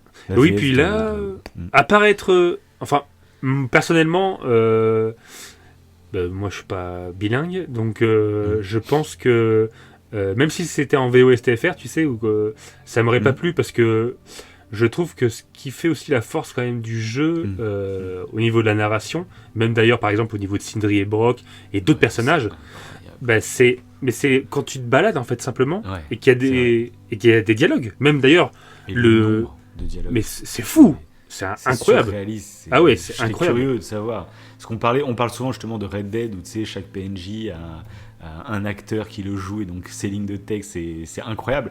Mais là dans God of War ce qu'ils ont fait c'est incroyable. Ça fait partie. C'est tout le temps intéressant. Du jeu. En fait, le truc, c'est que déjà, il y a de la quantité. Donc déjà, c'est impressionnant. Peu importe où tu vas te balader pour faire une mission secondaire ou quoi, il y a toujours une anecdote, il y a toujours une histoire. Mais c'est intéressant de fou. En fait, des fois même, j'étais obligé de m'arrêter parce que je voyais que j'allais activer un truc, une arrêt. Je fais, attends, je m'arrête pour avoir la suite. Des fois, je restais dans le bateau parce que je savais que si je sortais du bateau, il allait couper son histoire. Des fois, je restais au piquet. Oui, j'ai fait pareil. Oui. C'est passionnant. Et encore, limite... c'est pour ça que je vous invite aussi à aller voir des youtubeurs qui font des analyses. C'est que du coup, en fait, dans les histoires qu'on nous raconte, il y a des trucs qui servent un peu, qui sont marrantes, il y a des petites leçons de philosophie, etc. Mais il y a aussi beaucoup de lore qui explique des vraies histoires sur les personnages. C'est pour ça que j'ai envie de refaire le 1. Parce que dans le 1, il y a énormément d'histoires de Mimir, sur Thor, sur Odin, sur Freya, etc. Comme je les connaissais pas dans le 1, c'est vrai que j'écoutais ça, mais tu sais, un peu comme une radio, tu sais, j'écoutais pas en détail. Là, j'ai envie de refaire le 1 pour, maintenant que je connais Odin, maintenant que je connais Thor... tu pourras mettre un visage sur tous ces trucs. Voilà, et puis tu te dis que ça participe vraiment à l'histoire que tu vas vivre dans le 2 après, quoi. Et ça crée tout ce truc... Oui, c'est clair que c'est pas du tout anecdotique, quoi, du coup. C'est vraiment... tu vas faire face à tout ça. Mais c'est vrai que même, ça suit aussi l'idée, en fait, du rapport Atreus-Kratos. Hein. C'est vraiment dans les dialogues que ça a son importance. Et après, tu parlais de Mimir. C'est vrai que l'ajout de Mimir, qui va venir un petit peu après dans le premier God of War là, de cette nouvelle génération, on va dire, enfin une génération mythologie nordique, je trouve que cet ajout, au-delà du côté un peu parole parfois de sagesse, c'est le côté humoristique. Ça apporte de l'humour à l'aventure. Mais ça, c'est trop bien. Mimir. Ouais. Et ça, c'est pas que, dans tous les jeux. Un truc sur l'humour qui est assez fou, c'est que du coup, moi, l'année dernière, du coup, j'ai fait God of War Ragnarok en mode normal, à fond. Tu sais, j'ai fait toutes les missions annexes, j'ai fait tous les trucs. Et là, cette année, comme je voulais le refaire en même temps que toi, tu le refaisais, parce qu'on savait qu'on en ferait une émission, je me suis tenté le challenge de le refaire en New Game Plus, mais en version extrême. Toi, c'est mode God of War, c'est vraiment la difficulté extrême. Ouais. Et du coup, j'ai pas refait toutes les missions annexes et tout, parce que j'avais déjà le stuff qui était bien équipé. J'ai vraiment juste fait l'histoire principale pour me... Voilà. Et un truc qui m'a frappé, c'est qu'il n'y a pas beaucoup d'humour, en fait, dans l'histoire principale. Alors que moi, j'avais ce mood, je me rappelle, pour moi, il y avait beaucoup d'humour. J'avais trouvé Kratos très drôle à des moments. Il avait des moments où il avait des réponses très sèches, mais très drôles, du coup. C'est ça, exactement. Et en fait, là, dans l'histoire principale, en fait, pas tant que ça. Et du coup, c'est pour ça que les missions annexes apportent réellement quelque chose pour l'approfondissement. Si tu fais que l'histoire principale en ligne droite, je trouve que t'as pas l'entièreté des personnages. Ok. Ça apporte, en plus d'être intéressant, ça apporte un truc au personnage, quoi. Oui, parce que quand tu fais les missions secondaires, en fait, ça va t'obliger aussi à explorer davantage, forcément. Parce que des fois, c'est simplement en explorant, en fait, que... Déjà, les missions secondaires en elles-mêmes apportent des choses super intéressantes, mais en explorant tout bêtement, c'est vrai que tu tombes sur des dialogues, et d'ailleurs, des dialogues qui peuvent être... Vu que tu peux changer de duo, contrairement au premier God of War, les dialogues ne sont pas... Même pour les missions secondaires, c'est ce j'ai dit. Enfin, on en avait parlé à un moment donné. Ouais, mais en gros, tu fais les missions soit avec Atreus, soit avec Freya. C'est ça. Et en gros, quasiment toutes les missions secondaires. Hein, parce que moi, il y a des missions secondaires que tu débloques dès le début que j'ai pas du tout fait. Ouais, voilà. Que j'aurais pu faire à la fin du jeu avec Freya, du coup. Et en fait, toutes les missions secondaires, il y a double dialogue. Soit avec Atreus, soit avec Freya. Et c'est pas juste Freya a dit exactement ce que Atreus aurait dit. Non, voilà, ils ont chacun leur personnalité. Et ils réagissent de manière... Et du coup, moi, il y a carrément, même, je suis en train d'y penser, genre, tu sais, la mission où tu débloques une baleine ou je sais plus quoi, là, dans le royaume des nains, là. Ouais. À la fin, il y a tout un discours que j'avais trouvé très cool pour Atreus, pour... Je sais plus c'est quoi exactement. Ah oui, moi, je l'ai fait avec Freya, moi. Très philosophique. Voilà. Et moi, je serais... En fait, moi, c'était tellement une mission où Kratos donnait une leçon à Atreus... donc je dis une leçon, c'est pas péjoratif, c'est vraiment une leçon de vie que Kratos donnait à Atreus. J'y réfléchis, je fais, mais si tu l'as fait avec Freya cette mission, il va pas faire la même leçon de morale à Freya, parce que Freya, c'est bon, c'est une daronne, tu vois, elle a pas besoin que Kratos fasse la morale. Ah non, au contraire, ouais. Ah ouais. Au contraire, c'est ça qui est fou, je trouve. Limite, là, c'est plus Mimir qui va beaucoup parler. Ah ouais. Ouais. Ok. Parce qu'il va... Et d'ailleurs, j'ai trouvé ça ultra fou. Et je voulais en parler de cette mission secondaire. Parce que, du coup, la baleine, en fait, elle va rester bloquée. Elle s'en ira jamais. Et en fait, tout ce qu'on va faire, ça va... Ah oui, c'est ça. Ça te parle. Ça va faire en sorte que en gros, Mimir va culpabiliser. Oui, c'est ça. C'est ne culpabiliser. En fait, mais ça, je trouve, c'est une vraie leçon de vie, même pour tous les jours. C'est souvent, on culpabilise pour des choses, soit dont on n'est pas responsable, soit dont on ne peut rien y faire, en fait. Et ce qui compte, c'est d'essayer de faire quelque chose, et pas grave si tu échoues, en fait. Ouais, ça, il le dit à Mimir. Tu as essayé. Et moi, pour moi, tu vois, c'était une vraie leçon à Atreus. Et Atreus, il réagissait. Atreus était en colère, tu vois. Et du coup, Mimir et Kratos étaient en train de lui expliquer ça. Et je me vois mal. Est-ce qu'il l'explique là à Freya, du coup? Ah non, du tout. Ah non, il l'explique pas à Freya. Parce que Freya, au contraire, elle essaie de comprendre la baleine et tout. Elle est un petit peu en retrait. Mais c'est plus Mimir qui dialogue et Kratos, en fait, va rassurer Mimir. Il rassure Mimir. Ouais. Il va lui dire que justement, qu'il pouvait rien y faire et que. Mais de toute façon, c'est comme ça. Hein. C'est comme ça. Et Mimir, du coup, il le comprend. Et ça m'a fait penser un peu ce moment-là, du coup, le fait que la baleine soit bloquée et tout. Je sais pas si tu la connais, le petit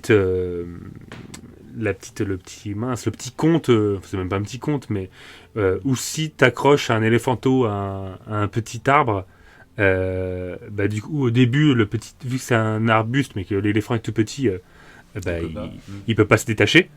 Mais au fur et à mesure, en fait, des années, il va évoluer, il va grandir l'éléphant, il va être énorme. Et à ce moment-là, en fait, il pourrait se détacher. Il a juste à forcer un petit peu et l'arbuste, il le dégomme. Sauf que il a été tellement habitué à être enchaîné qu'il reste bloqué. Et il se bloque tout seul.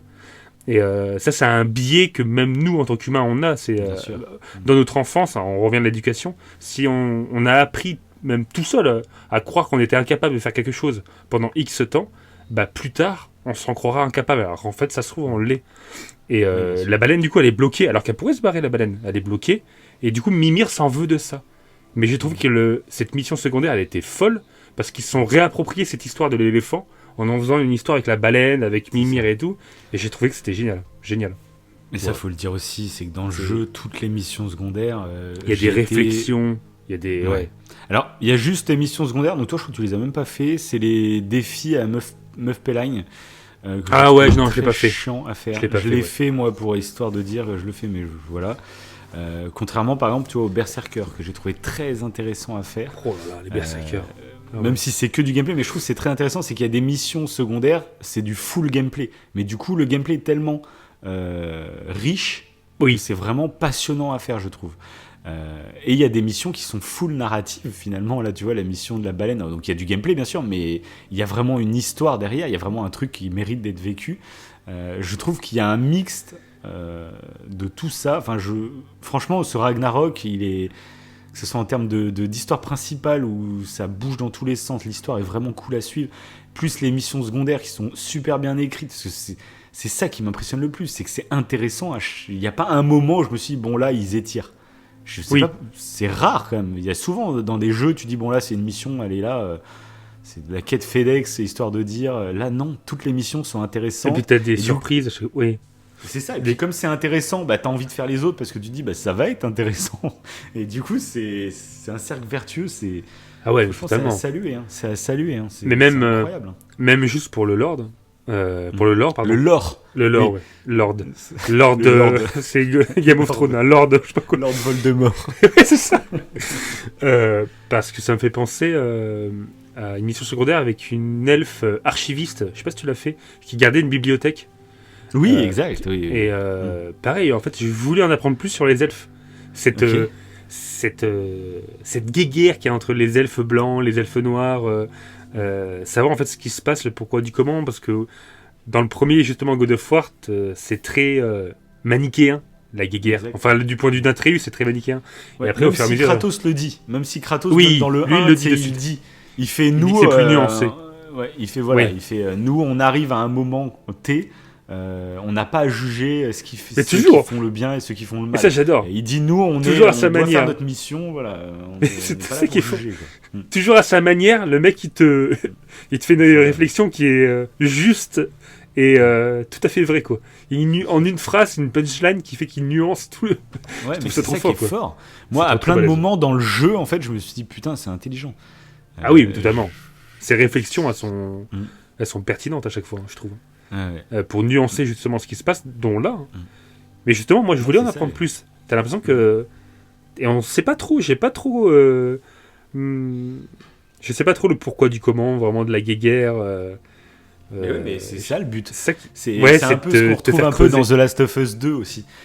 Où ils te disent qu'en fait, des fois il y a des guerres, on sait même plus qui a démarré, on sait même plus la raison, c'est juste c'est comme ça, c'est la guerre et on se fait la guerre dessus, on sait plus qui a commencé, on sait plus qui est le responsable, mais c'est de la vengeance, c'est le cercle de la violence comme dans The Last of Us 2. Ouais, non mais oui, totalement. Ouais. Et ça, mais en plus, en fait, je trouve que c'est un des messages les plus actuels qui existent. Avec le dilemme du tramway, pour moi, c'est les deux messages qu'il faut absolument analyser dans la vie pour comprendre le monde. Vraiment, je trouve que c'est vraiment les deux trucs où, putain. Bref. Revenons-en. Ah ouais, on est parti. En fait, on va partir loin, je pense, à chaque fois. On va revenir à notre premier fil rouge et du coup à ton premier amour de ce jeu, donc l'éducation. Oui, qui reviennent. Parce que du coup, je voulais parler de deux personnages. Parce qu'on parle beaucoup de Atreus et de Kratos. Il y a un père et un fils qui sont... Ah non, on s'en balaye de... On a déjà parlé de Freya et Baldur. Non, on parle encore de Freya. Non, mais... oui, carrément. Ça va être super intéressant aussi on va parler de Odin et de Thor. Et là, je trouve que c'est fantastique ce qu'ils ont réussi à faire avec ces deux personnages. Tu vois, on parlait tout à l'heure de Kratos qui était très froid avec Atreus, qui était très maladroit finalement. Et à l'inverse, on se retrouve avec un Odin qui lui manie très bien le langage, qui lui est très sympathique, et ce qui est très très très très fort, parce que je sais que tu me l'as dit pendant que tu faisais le jeu, et moi je me retenais de te dire des trucs. Tu me disais, mais au final, Odin, oui voilà, finalement, oui, il a l'air, enfin je rentre un peu dans son délire, pourquoi pas essayer de l'aider. Et en fait ça je trouve que c'est un, parce qu'en fait si on analyse en fait de manière froide, en fait, de manière juste comme ça, c'est vrai que le mec a l'air sympathique, il est intéressant, il est voilà. Mais quand tu analyses froidement, bah, tu te rends compte qu'en fait, tous ces enfants, ils sont sous son emprise. Tu te rends compte que Odin, finalement, c'est une sorte de gourou. Et tu le vois notamment avec sa relation avec Thor. Ah, mais il est horrible, le Thor. Il est horrible. Il est horrible. Ah oui. Et alors, j'ai regardé toute une analyse du personnage de Thor. Qui était en comparaison avec Kratos, parce que Kratos du coup a vécu un peu le même truc avec son père qui était Zeus du coup, et du coup il y a toute une analyse à faire sur les deux personnages qui finalement auraient même pu devenir amis, tu sais, sur la fin quand ils se combattent et que Kratos il dit pour nos enfants et tout, ce qu'il faut c'est qu'on s'entende, parce que Kratos il épargne Thor et c'est Odin qui vient le finir finalement. Ah ouais, mais là tu vois, il part tellement en couille Odin à ce moment-là. Oui, non, c'est clair. Parce qu'il a plus l'emprise. De toute façon, il a plus l'emprise sur son fils. Donc, ce que j'ai trouvé fou, je sais pas si tu as remarqué tout le message sur l'alcoolisme avec Thor. Bah, ça dépend où tu veux en venir. Oui, après, oui, un petit peu. Un petit peu, parce que tu vois que c'est un gros alcoolique à cause de... Je pense en partie à cause de son père. Il a une vie... Enfin, il est... Pour moi... Thor a une mésestime de lui-même, vu le comportement qu'a son père avec lui, c'est ça. Qui fait qu'il sombre dans l'alcool. Mais c'est ça. En fait, moi, ça m'a fait... en plus, dernièrement, c'est un truc de fou, dernièrement, on a reçu pas mal de messages sur l'émission qu'on avait fait sur la secte du Temple solaire, l'émission Fait divers. Et du coup, je me dis, putain, ça fait longtemps que je ne l'ai pas écouté, cette émission, et je me la suis refaite, en fait, le début. Et on parle un peu des sectes, tu sais, on fait tout un teasy. Enfin, oui. On fait avant de commencer le Fait divers, on parle beaucoup des sectes et tout. Et on explique qu'une des techniques pour te faire rentrer dans une secte, c'est qu'on va te flatter. On va te dire, toi, tu as un don pour ça. Et en fait, il y a plus perfide encore. Et c'est ce que Odin fait. Odin, il va prendre son fils, donc Thor, puis il va lui dire, t'es trop puissant. Toi, au combat, t'es le dieu, quoi. C'est incroyable. Par contre, t'es très con. Tu sais rien faire d'autre. T'es juste un combattant. T'es juste un bras armé. Et toute sa vie, il va l'éduquer comme ça, en disant que t'es un bon à rien. Par contre, tu sais te battre. Et du coup, tu vas être mon soldat. Et Thor, il est, depuis sa naissance, en fait, il est flatté. Tu sais, imagine, c'est ton père qui fait ça. C'est même pas un gourou que tu vas rencontrer à un moment de ta vie. C'est ton père depuis ta naissance. Il te flatte, il est fier de toi sur un point. Par contre, il te détruit sur le reste. Et du coup, c'est une technique de manipulation qui est tellement atroce, mais tellement efficace. Parce que là, tu l'as totalement sous ton emprise. Et ce qu'on voit de Thor, en fait, Thor, il fait le bonhomme. C'est ça que j'ai trouvé ça très intéressant. C'est un peu comme Kratos. De l'extérieur, quand tu rencontres Thor, c'est le bonhomme, quoi. C'est le mec qui boit sa grosse pinte de bière, qui te l'éclate sur la table, ça fait un bruit de malade. C'est vrai. Et c'est ça qui est très intéressant dans le fait de refaire le jeu. C'est que tu te rappelles la toute première scène avec Kratos et Thor, la fin du premier God of War où tu vois Thor qui arrive dans la scène post-générique, tu sais. Et après, là, dans Ragnarok, t'as la suite et tu penses que ça va être un putain de combat et puis finalement, il s'installe autour d'une table. D'ailleurs, cette scène... c'est que c'est une sorte de huis clos, quoi. T'as Thor avec et ça va à 2 à l'heure, tu sais. Ils sont tous les deux en train de se regarder, en train de s'inspecter, etc. Il y a une pression. Tu te dis à tout moment ça va éclater. Et du coup, c'est une scène où il y a des détails que j'avais absolument pas remarqués. Mais on se rend compte plus tard que Thor a un problème avec l'alcool. On peut se poser la question, est-ce qu'il a pas un problème de l'alcool parce que il a perdu ses 2 fils, tués dans le 1 par Kratos et Atreus. Et ce qui est très intéressant, c'est que dans cette scène-là, ils vont se servir une boisson. Sauf que Thor, il va dire non, moi je bois pas. comme si, tu vois, il était en phase d'abstinence, par exemple. J'interprète. Sauf que quand Odin va arriver, et Odin, en fait, il va avoir tout un dialogue en disant, tu vois, c'est Kratos, c'est le mec qui a tué ses frères, et tes fils. C'est le mec qui a tué tes fils. Et au moment où il dit ça, en fait, il a le verre d'alcool dans la main, et il le met sous le nez de Thor. Donc en gros, il est en train de lui rappeler, tu vois, ta souffrance, pourquoi t'es tombé dans l'alcool. Et pendant ta phase d'alcoolisme, moi, en fait, je te mets le verre d'alcool sous le nez, comme pour te tenter. C'est pour montrer à quel point il est toxique. Et c'est un truc que tu ne vois pas. Fou. Il est en train de soulever ton traumatisme et il te soulève le truc qui t'a fait sombrer. Et c'est pour ça que plus tard dans le jeu, on va le retrouver complètement défoncé. C'est la scène aussi dans le bar où ça part en baston. Et grâce à Atreus d'ailleurs. C'est quand t'as Atreus que tu peux assister à ça. Ah ouais, mais cette scène elle est trop bien. Cette scène de combat dans le bar, elle est magnifique. Mais oui, mais c'est ça que je trouve fort. Tu vois, c'est ça que j'aime bien dans les trucs à gros budget, mais qui ont une vision d'auteur. C'est que là, on est pile poil à un moment où on te montre les ravages de l'alcool. Là où, jusqu'à présent, Thor, c'était une figure un peu virile, justement, très... c'est le bonhomme, il boit de l'alcool, etc. Là, on te montre la déchéance. On te montre à quel point t'es ridicule devant ta fille. Oui, surtout que ça, là, on joue avec on est en duo avec la fille de Thor. Ouais, c'est ça. Et la fille, elle est totalement... elle est dégoûtée en fait, ils sont persuadés comme ça. Ouais. C'est ça. Et puis après, quand il se retrouve assis par terre comme une loque, tu te rends compte. Enfin, c'est ça que je trouve ça vraiment génial en termes d'écriture. Parce que la scène en plus c'est ultra fun à jouer, c'est ultra impressionnant, le plan séquence. T'as raison. Et en même temps, il y a un message de fou furieux. J'ai fait un petit peu de bruit. Hein. J'ai ma petite bière qui s'est renversée. Ma petite bière de temps. On parle d'alcoolisme. On l'a même pas précisé qu'on est plus en Dry January du coup. Oui, c'est vrai, du coup, c'est plus de la bière sans alcool, c'est vraiment de la bière de bonhomme, c'est de la bière... la bière de viking. J'en ai foutu partout, mais génial. Mais ouais, cette scène... ton iPad n'est pas... non, c'est bon, il a pas été... La bière était loin, elle était loin. Mais ouais, cette scène, c'est vrai que en fait, on peut en parler sous deux angles différents, mais c'est exactement ce que tu dis, c'est qu'on peut en parler sous l'angle de la cinématique qui est folle dans le bar avec Atreus.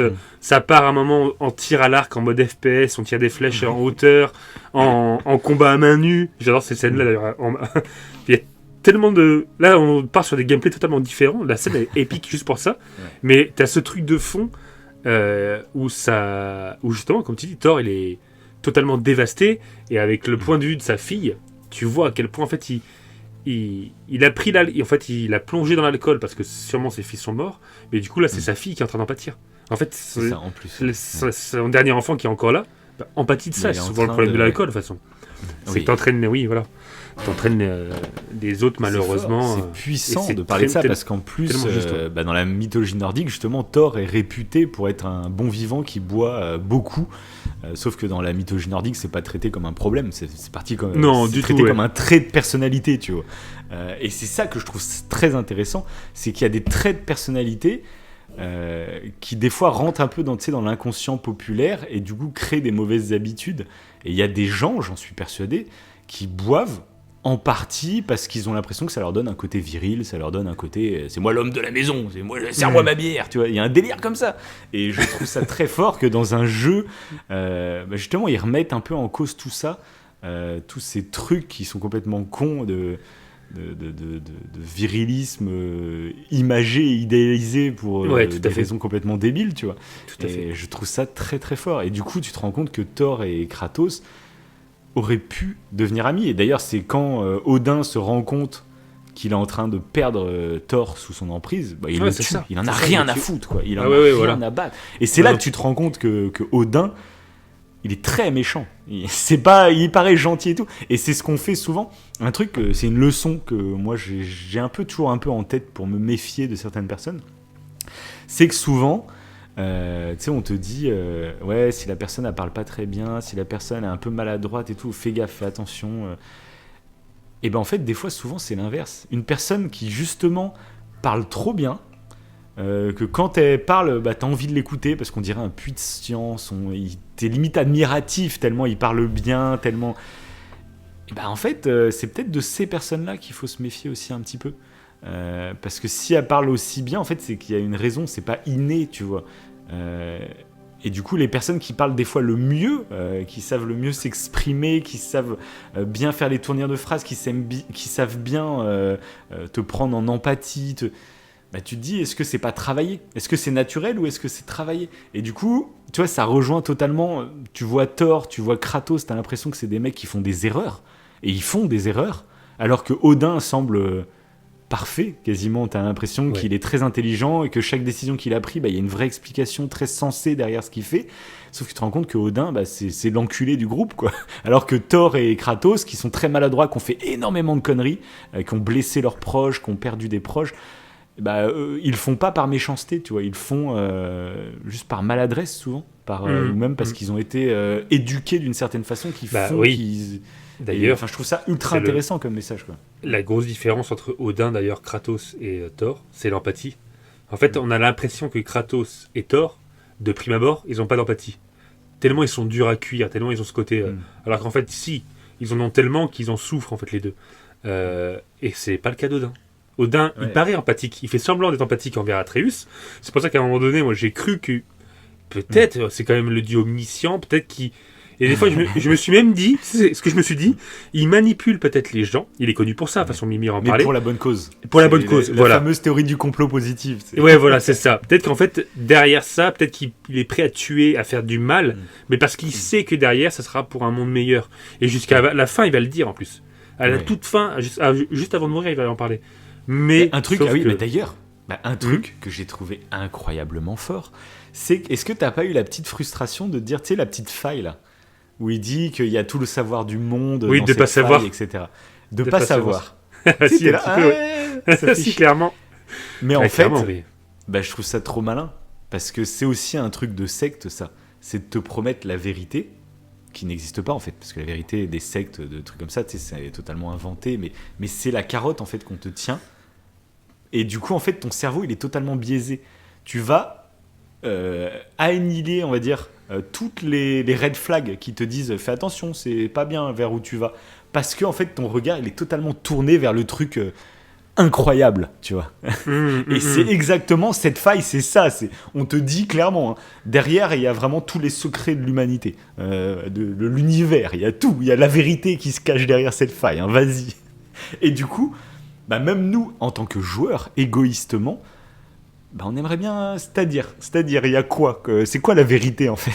Et du coup, même nous, t'as pas été tenté de te dire, oh vas-y, faites pas chier Odin, là, laissez-le juste faire, on va juste mettre le masque là, et puis on va juste regarder. Et d'ailleurs, tu dis ça, mais à un moment donné, là, quand il parle de ça, j'ai cru que ça allait être qu'on allait devoir faire un choix.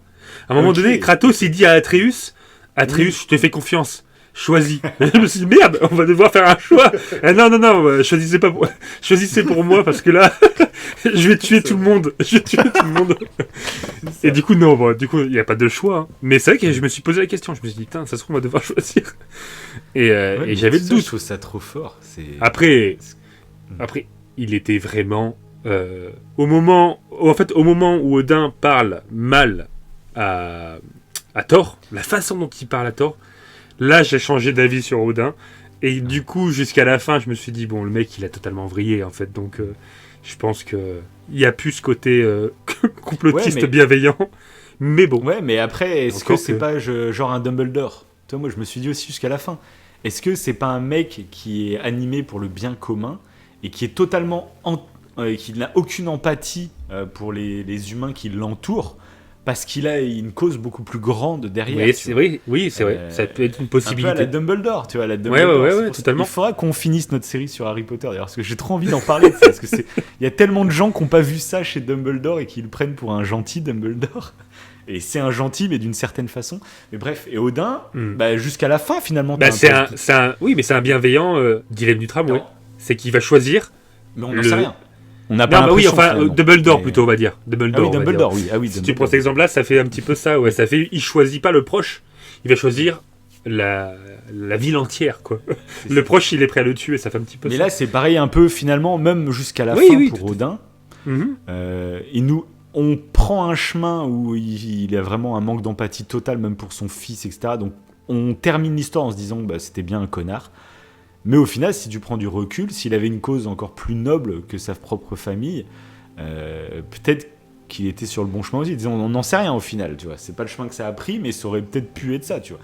Et du coup, j'ai bien aimé, moi, en fait, là où j'étais un peu déçu, c'est pour l'histoire de la mort de Kratos, etc.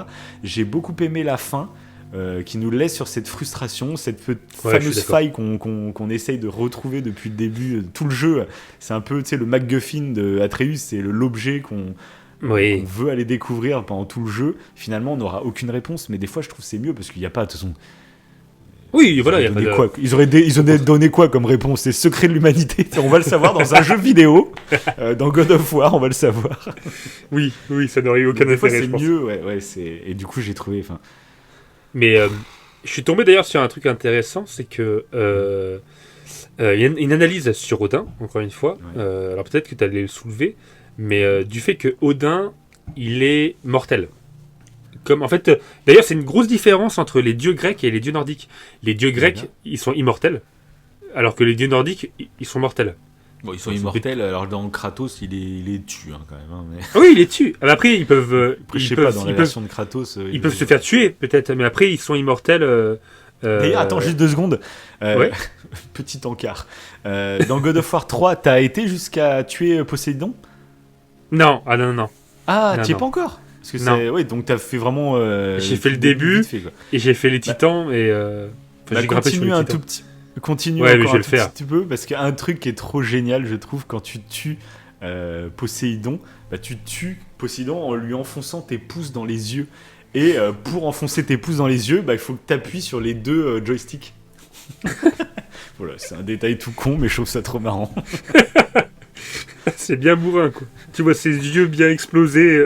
Oui, et puis avec les doigts, t'enfonces toi-même. Mais ça me fait penser à Game of Thrones. C'est Game of Thrones. Oui, c'est vrai, C'est pas Pedro Pascal, d'ailleurs, qui se fait tuer comme ça? Mais oui. Et si, on dit rien, là on est en train de spoiler Game of Thrones, nous. Allez, c'est vrai. Écoutez notre émission Game of Thrones. Et du coup, on disait quoi, mince, je sais plus. Donc bref, oui, les dieux peuvent mourir, donc oui, c'est vrai que... Oui, et oui, voilà. Et ça, parce que pareil, toi, est-ce que... Ça, c'est un truc que j'ai encore un peu en doute sur God of War. Oui. Quelle place réellement ils ont les dieux dans cette histoire de Kratos? Ils sont un peu supérieurs aux hommes, mais j'ai du mal du coup à les placer comme des vraies divinités. Je sais pas exactement comment les ranger. Je sais pas si toi tu as une idée un peu plus précise là-dessus. Ouais, ils sont un petit peu plus égaux aux hommes que les dieux grecs, tu veux dire, par exemple? Ils sont sur le même piédestal. Mais même là, tu vois Odin, Thor, etc. J'ai du mal à les contextualiser. Comment les autres les voient, en fait, exactement, tu vois, leur place. J'ai eu du mal, ça, à le situer un peu. Comment les autres... Alors, il n'y a pas d'humains, je crois, même dans toute l'histoire nordique. Ouais. Amidgard, c'est le royaume des humains. Ouais, mais il n'y en a pas d'humains. Ils sont tous morts, du coup. Alors les maraudeurs, est-ce que c'est pas des humains? C'est dans le bestiaire. Ah oui, c'est vrai, il y a quelques... Ouais, c'est vrai. Mais après, ils sont un petit peu... Ils t'attaquent, je sais pas si... Ouais. Mais bref, du coup, comment eux, ils voient... on est vraiment... en fait, c'est ça qui est marrant aussi dans God of War, c'est qu'on est vraiment du côté des dieux, et on voit les dieux comme des gens comme nous, tu vois. Et du coup, il y a les humains en dessous, mais on n'y prête même pas attention à leur histoire, aux humains, tu vois, qui sont... on les défonce des fois, mais c'est tout, quoi. Oui, c'est vrai. Ouais, je sais pas. Mais la nuance qu'il y aurait entre eux et les humains, c'est que les humains vont au Valhalla, et c'est pas le cas. Odin ne pourra pas aller au Valhalla. Et de ce fait, en fait, il y a l'analyse qui a été faite, c'est que vu que Odin ne peut pas aller au Valhalla, contrairement aux mortels, il ne sait pas ce qu'il y a après la mort. Les mortels, eux, les Vikings, on va dire les Vikings. C'est pour ça qu'il a si peur et qu'il veut absolument découvrir la vérité. Et voilà. Il a fait un rapport en fait entre le fait que vu que lui, il est mortel et qu'il veut tout savoir, mais la seule chose qu'il ne sait pas, c'est qu'est-ce qu'il y a après la mort. Et c'est ça qui aurait pu le rendre un petit peu fou au point de tout savoir, parce que lui, il voudrait savoir qu'est-ce qui va se passer quand il va mourir, qu'est-ce qui va se passer. D'accord. Et j'ai trouvé ça assez intéressant, ce rapport avec Non, c'est vrai. Ouais. Avec la mort, c'est un truc d'ailleurs qu'on retrouve dans l'univers de Tolkien. Voilà. D'accord. Les elfes qui sont immortels et les humains qui ne le sont pas. Et du coup, la différence de philosophie, forcément. Ouais, voilà. Mais c'est ça qui est... C'est assez intéressant, je trouve, ouais. Donc, de toute façon, c'est aussi un autre... Bon, je ne l'ai pas dit, mais le bestiaire, au-delà du côté mythologie nordique, qui font évidemment penser aux Vikings, à Odin, Thor, un truc que je ne connaissais pas, à part via Avenger, avant de vraiment de jouer à God of War. Je trouve qu'il y a vraiment un bestiaire à la Tolkien, hein. Quand même, les elfes, les nains. Donc, voilà. Bon, c'est un petit kiff. C'est un petit kiff. Et d'ailleurs, en parlant du bestiaire, ouais, dis-nous tout. On peut parler d'un autre personnage. Donc là, je suis assez curieux parce que moi, c'est un truc que j'avais absolument pas capté lors de mon premier run et que j'avais vu sur une vidéo YouTube et que du coup, j'ai fait beaucoup plus attention lors de ma deuxième run. Mais du coup, je me demande, parce que toi, tu m'en as jamais parlé dans tous les audios qu'on s'est fait, tu m'en as jamais parlé, donc je sais pas si tu es au courant. Est-ce que tu aurais quelque chose à nous dire sur le serpent monde ? Et pardon de couper si brusquement, mais vous le découvrirez dans quelques jours, l'émission n'est pas prête de s'arrêter. L'hydromel viking aidant, nous n'avons pas vu le temps passer et nous avons décidé de vous proposer cette émission en 2 parties. Donc abonnez-vous pour ne pas louper la suite. Croyez-moi, ça vaut le détour.